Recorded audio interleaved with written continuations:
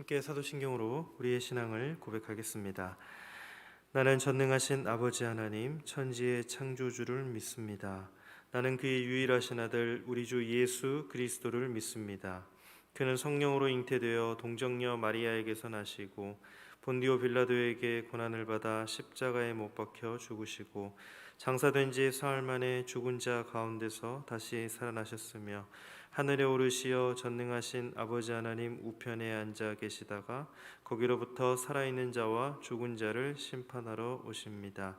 나는 성령을 믿으며 거룩한 공교회와 성도의 교제와 죄를 용서받는 것과 몸의 부활과 영생을 믿습니다. 아멘. 다 함께 찬송가 313장으로 우리 주님을 찬양하겠습니다.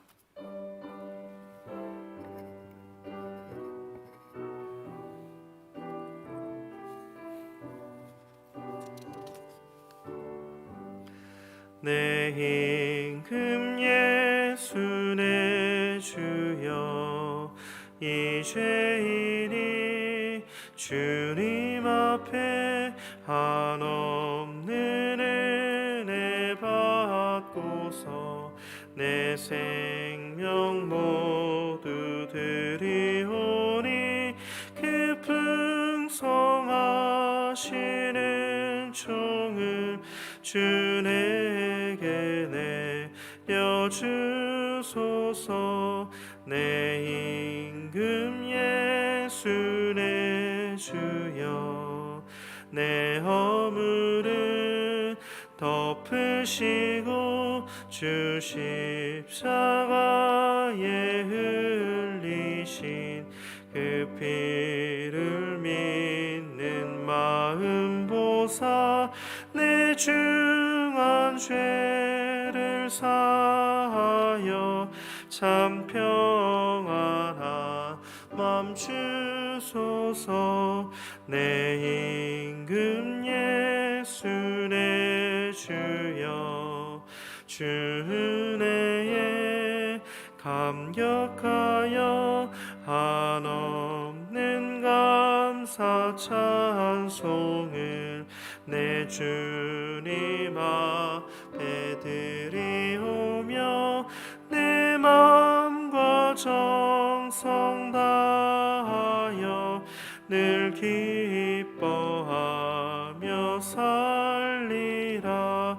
내 임금 예수 내 주여 이 마음과 이 천한 몸 그 보배 피로 값주고 주 친히 사신 것이오니 나 이제 살아 죽으나 주 뜻만 따라 살리라. 오늘 우리에게 주신 하나님의 말씀은 골로새서 3장 12절부터 4장 1절까지의 말씀입니다. 골로새서 3장 12절부터 4장 1절까지의 말씀, 신약 326쪽입니다. 다 찾으신 줄 알고 저와 여러분들이 한 절씩 교독하고 마지막 절은 함께 읽겠습니다. 제가 먼저 읽겠습니다. 그러므로 너희는 하나님이 택하사 거룩하고 사랑받는 자처럼 긍휼과 자비와 겸손과 온유와 오래 참음을 옷 입고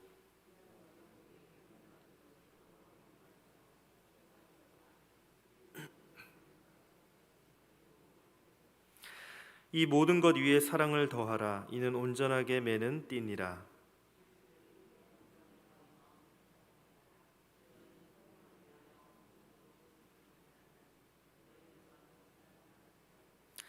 그리스도의 말씀이 너희 속에 풍성히 거하여 모든 지혜로 피차 가르치며 권면하고 시와 찬송과 신령한 노래를 부르며 감사하는 마음으로 하나님을 찬양하고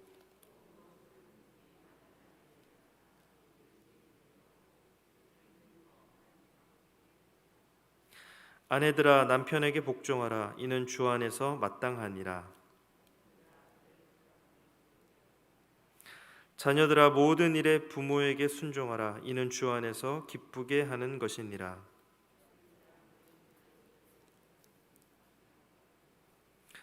종들아 모든 일에 육신의 상전들에게 순종하되 사람을 기쁘게 하는 자와 같이 눈가림만 하지 말고 오직 주를 두려워하여 성실한 마음으로 하라.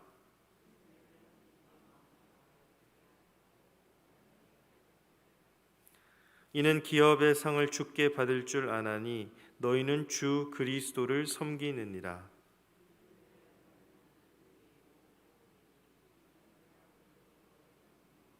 다 함께 상전들아 의와 공평을 종들에게 베풀지니 너희에게도 하늘에 상전이 계심을 알지어다. 아멘.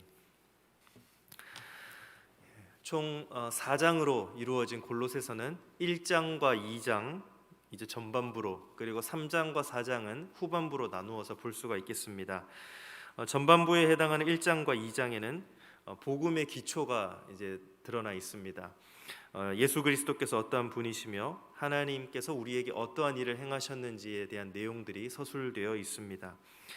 한편 3장과 4장에는 그 복음에 근거하여서 성도들이 이 땅에서 어떻게 살아가야 하는가, 그것에 대한 실천적인 권면들이 서술되어 있습니다. 이러한 골로새서의 전체적인 맥락 속에서 오늘 이제 저희들이 마주하고 있는 이 3장이 가지고 있는 특징은 3장에 이르러서야 비로소 바울이 명령형 동사를 이제 사용하여서 무엇인가 구체적인 권면을 성도들에게 하고 있다는 사실입니다. 오늘 저희들이 마주하고 있는 본문의 바로 앞서 문맥인 그 3장 1절에서 11절을 살펴보게 되면 거기에도 바울의 분명한 명령형 동사가 나타나고 있습니다. 권면 핵심이 있습니다. 그것이 무엇이었습니까? 벗으라 였습니다. 무엇을 벗어야 할까요? 8절과 9절에 기록된 것처럼 분노와 노여움, 악의와 비방, 부끄러운 말과 거짓말과 같은 것들을 벗어버려야 합니다. 그리고 바울은 이와 같은 내용들을 요약하여서 이것이 옛사람의 행위이다라고 설명하고 있는 것이죠. 그렇다면 오늘 우리가 마주하고 있는 이 3장 후반부를 결정짓는 동사, 권면의 핵심은 무엇일까요? 12절 말씀을 제가 읽겠습니다. 그러므로 너희는 하나님이 택하사 거룩하고 사랑받는 자처럼 긍휼과 자비와 겸손과 온유와 오래 참음을 옷 입고. 바울은 지금 성도들에게 무엇인가를 입어야 한다라고 권면하고 있습니다. 입으라. 개역개정 성경을 통해서 보면 이게 이제 잘 드러나지 않지만 원문 성경을 보면요, 바울이 입으라라는 동사를 맨 앞에 배치할 정도로 바울은 무엇인가를 입어야 한다는 사실을 힘주어서 강조하고 있습니다. 그렇다면 옛사람을 벗어버린 성도가 입어야 하는 것은 무엇일까요? 본문에 나와 있는 것처럼 긍휼과 자비, 겸손과 온유, 그리고 오래 참음과 같은 성품들을 입어야 합니다. 그런데 여기서 좀 주목해 볼 만한 것은 바울은 이와 같은 5가지 성품들을 이제 각각 분리하여서 구분지어서 설명하고 있지 않다는 것입니다. 그러니까 자비가 무엇인지, 긍휼이 무엇인지를 하나하나 구체적으로 설명하지 않고 도리어 이 5가지의 성품을 나열함으로써 이 5가지의 성품이 한 가지의 성품인 것처럼 그렇게 설명하려고 한다는 것이죠. 여기에는 바울이 가지고 있는 의도가 있습니다. 그 의도가 뭐냐면 이 5가지의 성품이 가리키는 한 존재, 이 5가지 성품을 이 땅 가운데서 온전하게 이루었던 분을 이제 떠오르게 하려고 한다는 것이죠. 그분이 누구이십니까? 예수 그리스도이십니다. 그러니까 바울의 권면의 핵심은 옛사람을 벗어버리고 그리스도를 입으라, 이렇게 정리해 볼 수가 있는 것입니다. 성도가 벗어버려야 하는 옛사람이 가지고 있는 공통적인 특징이 있는데 그 특징이 무엇이냐면 하나님과 이웃보다 나를 더 사랑한다는 것입니다. 내 자신의 가치를 하나님과 이웃보다 더 크게 여긴다는 것이죠. 그것이 바로 옛사람이 가지고 있는 성품의 특징이라고 할 수가 있습니다. 문제는 무엇이냐면 내가 너무 소중한 나머지 내가 행복하고 내가 잘 되기 위해서 하나님을 멀리하거나 특별히 사람이 희생되고 피해 보는 것을 어려워하지 않는다는 것입니다. 여러분, 세상이 우리에게 하는 대표적인 거짓말 중에 하나는 무엇이냐면 당신의 인생은 당신을 위해서만 존재한다는 것입니다. 세상은 끊임없이 우리에게 너 자신을 인생의 중심에 두고 살아가라 라고 자극하는 것이죠. 여러분, 이게 맞을까요? 이러한 삶의 자세가 복음이 말하는 삶의 자세일까요? 그렇지 않습니다.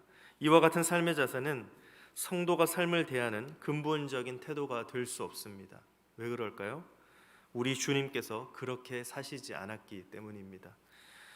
우리 주님은 삶을 그러한 태도로 대하시지 않았습니다. 여러분, 우리 주님께서 이 땅을 어떻게 살아가셨습니까?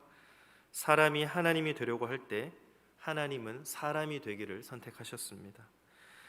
사람이 끊임없이 자기의 어떤 것을 성취하기 위해서, 자아를 실현하기 위해서 쌓아갈 때 하나님은 자기를 내어주시는 것을 선택하셨습니다. 사람은 끊임없이 자기가 무엇인가를 더 가지기 위해서 남을 희생시킬 때 우리 구주께서는 남을 위해서 자신의 것을 내어주시는 그러한 인생을 사셨습니다. 나를 위해서 남을 죽여가는 세상 속에서 우리 주님은 남을 위해서 나를 죽여 생명을 내어주시는 그런 인생을 사셨던 것이죠. 사랑하는 성도 여러분, 주님을 따르는 길에 들어선 저와 여러분은 이와 같은 삶의 자세를 견지하고 있습니까? 혹시 여전히 내가 너무 중요한 옛사람의 성품들, 옛사람의 행위들을 버리지 못하고 그와 같은 삶의 자세로 살아가고 있지는 않습니까?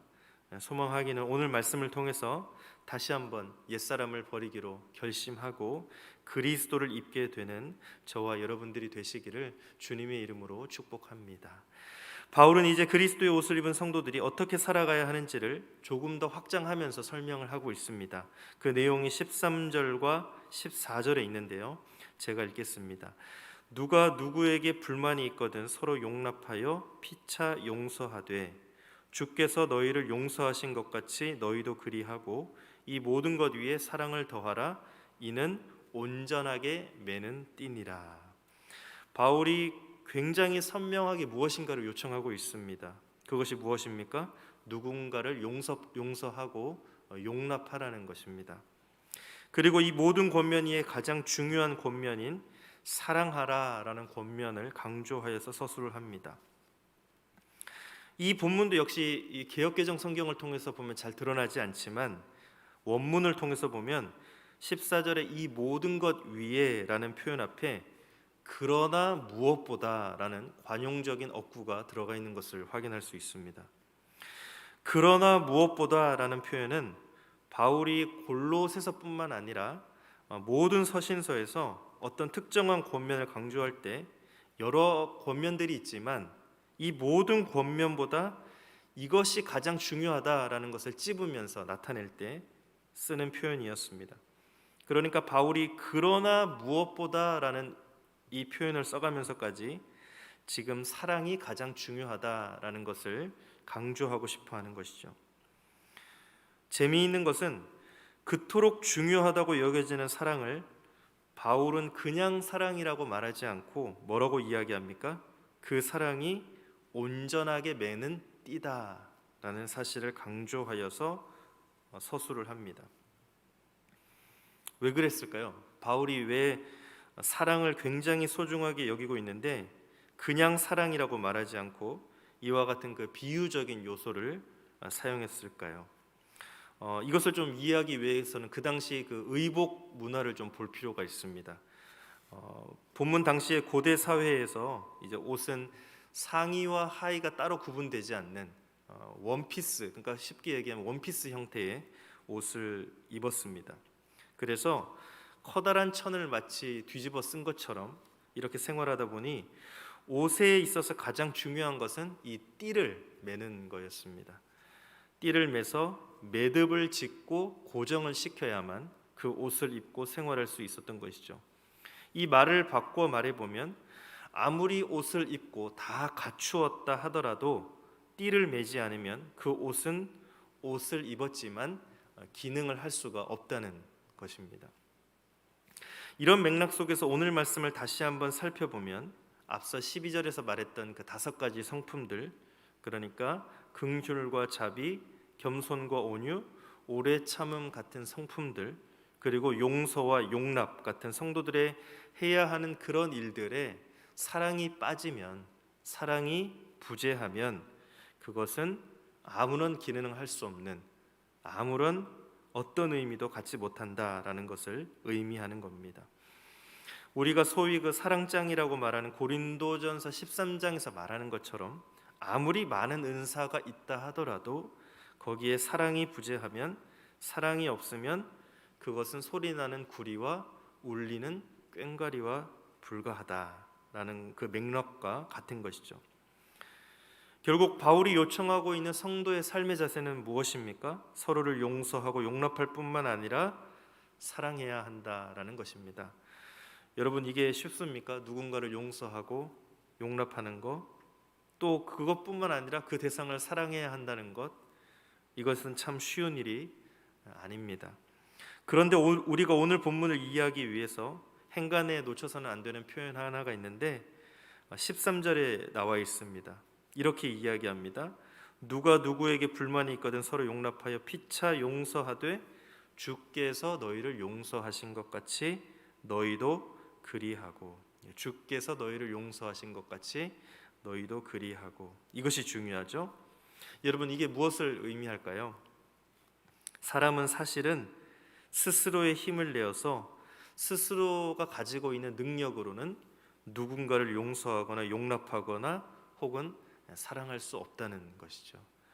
그러나 그러한 죄인인 사람을 그리스도께서 먼저 알아보시고 먼저 용납하시고 먼저 받아들여 주시고 먼저 사랑하셨기 때문에, 그렇기 때문에 사람이 누군가에 대해서 용서하고 용납할 뿐만 아니라 사랑할 수 있게 되었다라는 것입니다. 이것이 복음입니다. 여러분, 복음은 우리가 구원받기 위해서 무엇인가를 해야 하는 이야기가 아닙니다. 도리어 죄인인 우리가 구원받기 위해서 그리스도께서 어떤 일을 하셨는지에 대한 이야기로 가득 차 있습니다. 그러니 우리가 사랑할 수 있는 것이 아닙니다. 우리가 누군가를 용납할 수 있는 것이 아닙니다. 그저 우리를 사랑할 수 있는 존재로 만들기 위해서 그리스도께서 먼저 우리에게 말도 안 되는 사랑으로 우리를 용납하셨습니다. 우리를 받아들여 주셨습니다. 이렇게 본다면 본문의 권면처럼 우리가 누군가를 용서하거나 용납하거나 혹은 누군가를 사랑하기 위한 첫걸음은 무엇이 되어야 할까요? 힘을 내는 게 아닙니다. 열심을 다해서 누군가를 사랑해야 된다고 생각하고 마음을 가다듬고 한숨을 크게 한번 쉬면서 노력하는 그런 힘을 쓰는 게 아닙니다. 우리가 어떤 사랑을 받았는지를 기억하는 것입니다. 우리가 어떻게 그리스도께 용납되었고 받아들여 주셨는지를 다시 한번 확인하는 것이죠. 여러분, 그분께서 우리를 어떻게 사랑하셨습니까? 저는 로마서 5장 8절만큼 그리스도로부터 받은 사랑을 잘 설명하고 있는 구절이 없는 것 같습니다. 뭐라고 이야기합니까? 우리가 아직 죄인 되었을 때에 그리스도께서 우리를 위하여 죽으심으로 하나님께서 우리에 대한 자기의 사랑을 확증하셨느니라. 우리가 아직 죄인 되었었죠. 자격과 조건이 없습니다. 사랑받을 만한 어떤 모습을 하고 있지 않습니다. 앞으로도 사랑받을 수 있는 가능성조차 없습니다. 그런데 그런 존재를 먼저 알아보시고 사랑하십니다. 먼저 알아보시고 받아들여 주십니다. 이게 우리가 받고 있는 사랑의 실제입니다. 그래서 우리 안에 이와 같은 복음의 사실들이 짙어지면 짙어질수록 우리는 우리가 가지고 있는 자원으로 누군가를 사랑하지 않고 은혜로 사랑하게 됩니다. 내가 가지고 있는 어떤 힘으로 내가 힘을 내어서 누군가를 용납하고 용서하지 않고 받은 사랑에 근거하여서 그 은혜로 용납하고 용서하게 되는 것이죠.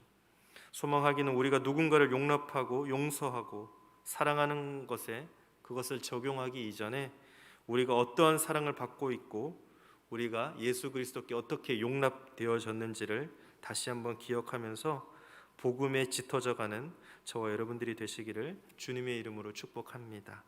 바울은 옛사람을 버리고 그리스도를 입으라라는 그 권면을 결론 지으면서 이제 15절과 17절에 반복해서 하는 말이 있습니다. 감사라는 말을 강조합니다. 그러니까 이제 바울이 옛사람을 버리고 그리스도를 입어야 하는 그 성도들의 최종적인 삶의 자세가 감사라는 것을 말하고 싶어 하는 것이죠. 그런데 이 감사는 현대적인 시각과는 조금 차이가 있습니다. 현대적인 시각에서 감사란 어떤 예의나 태도와 같은 부분이라고 한다면 골로새서의 맥락 속에서 바울이 말하는 감사는 그러한 태도라기보다는 어떤 신앙적인 자세였습니다. 이것이 어떤 의미인지 골로새서 2장 6절부터 7절을 통해 확인해 볼 수 있습니다. 제가 읽겠습니다.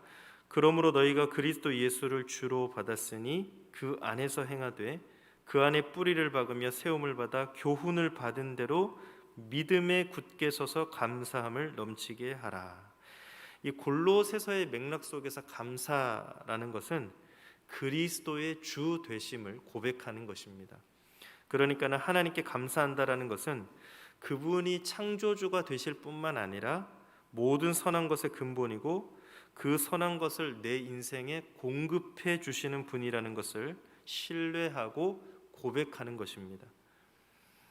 마치 이런 것과 같습니다.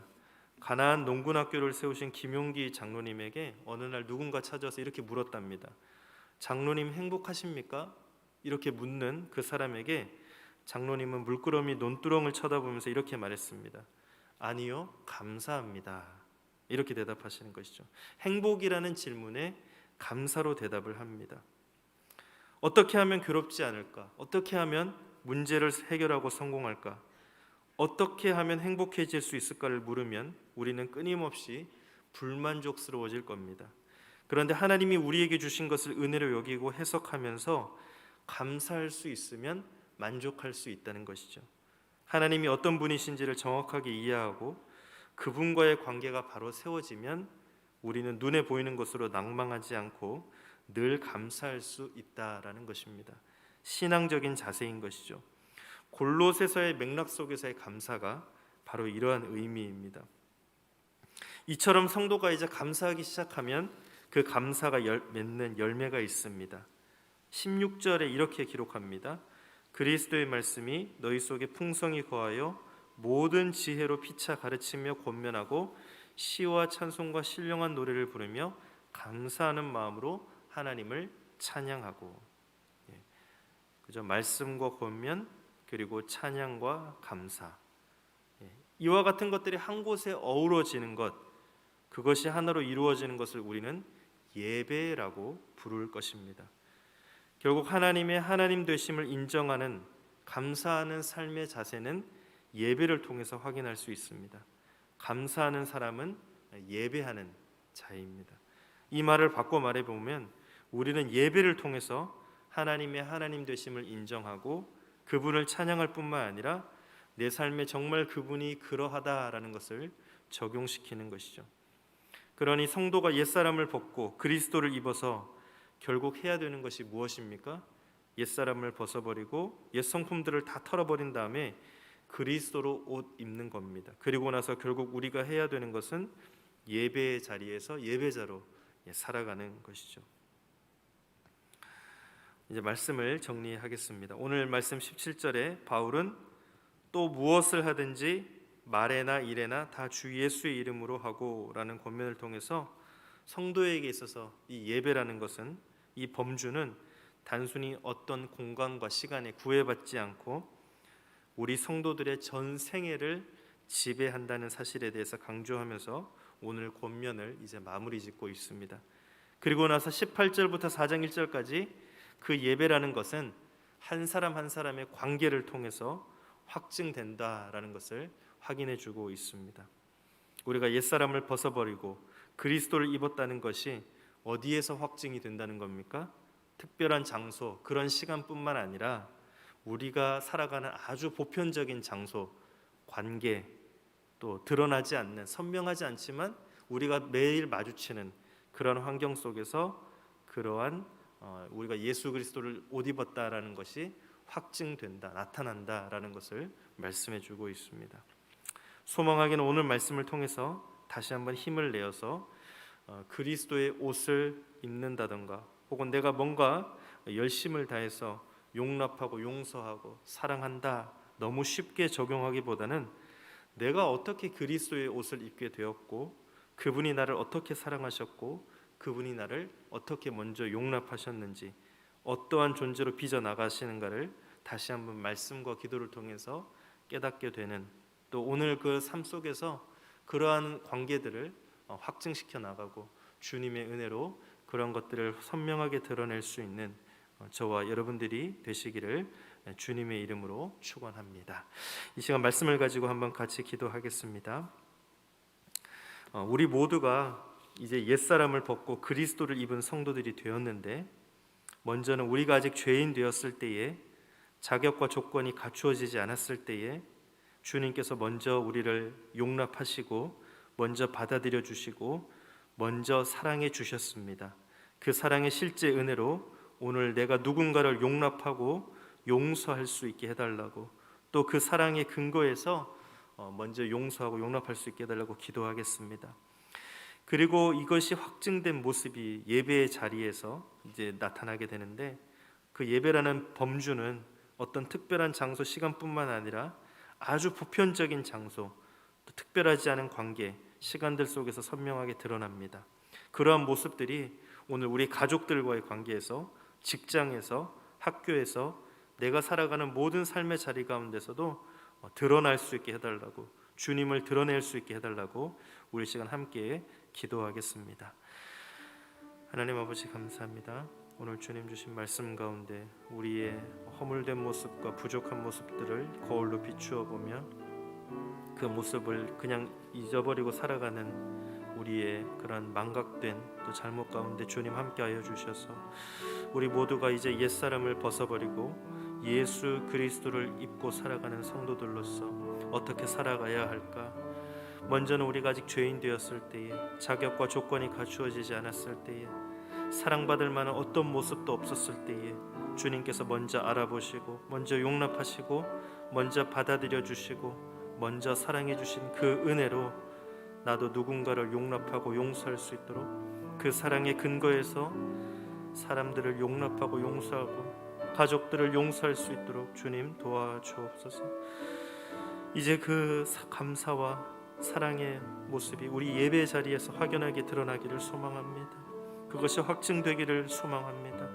그 예배의 범위가 어떤 특별한 장소, 시간뿐만 아니라 아주 보편적인 장소, 또 아주 보편적인 시간, 오늘 내가 살아가는 삶 속에서 누군가를 만나게 되고, 또 누군가를 섬기게 되고, 누군가에게 복음을 전하게 되고, 누군가를 통해서 그 사람의 삶의 환경을 알아가게 될 때에 그 시간과 장소 가운데 주님의 사랑, 주님의 은혜, 또 감사의 그 보편적인 모습들이 드러나고 확증될 수 있도록 도와주옵소서. 하나님, 우리의 감사가 주님의 은혜 안에서 빛나기를 소망합니다. 주님의 은혜 안에서 사랑이 빛나기를 소망합니다. 주님 도와주시고 오늘도 그렇게 살아갈 수 있도록 도와주시고 인도하여 주옵소서. 하나님, 감사합니다. 오늘 말씀 가운데 우리의 모습을 비추어 보며 그렇게 살아가지 못했다면 주님 주신 말씀이 우리에게 능력과 또 신앙과 삶의 수준이 되어서 그것을 수준으로 삼고 주님 앞에 더욱더 가까이 나아가는 우리들이 되게 하여 주옵소서.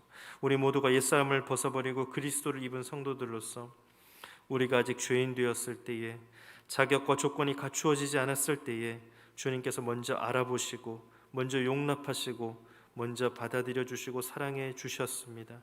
그 큰 은혜로 나도 누군가를 용납하고 용서할 수 있도록 도와주옵소서. 이제는 그 확증된 모습이 예배의 자리에서 선명하게 드러나기를 소망합니다.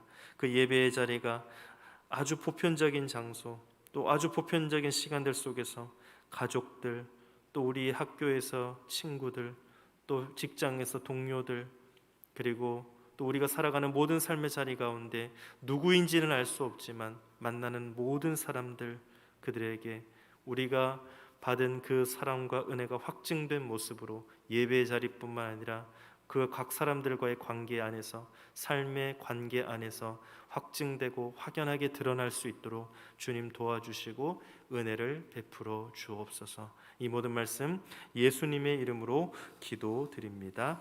아멘. 하늘에 계신 우리 아버지, 아버지의 이름을 거룩하게 하시며 아버지의 나라가 오게 하시며 아버지의 뜻이 하늘에서와 같이 땅에서도 이루어지게 하소서. 오늘 우리에게 일용할 양식을 주시고 우리가 우리에게 잘못한 사람을 용서하여 준 것 같이 우리 죄를 용서하여 주시고 우리를 시험에 빠지지 않게 하시고 악에서 구하소서. 나라와 권능과 영광이 영원히 아버지의 것입니다. 아멘.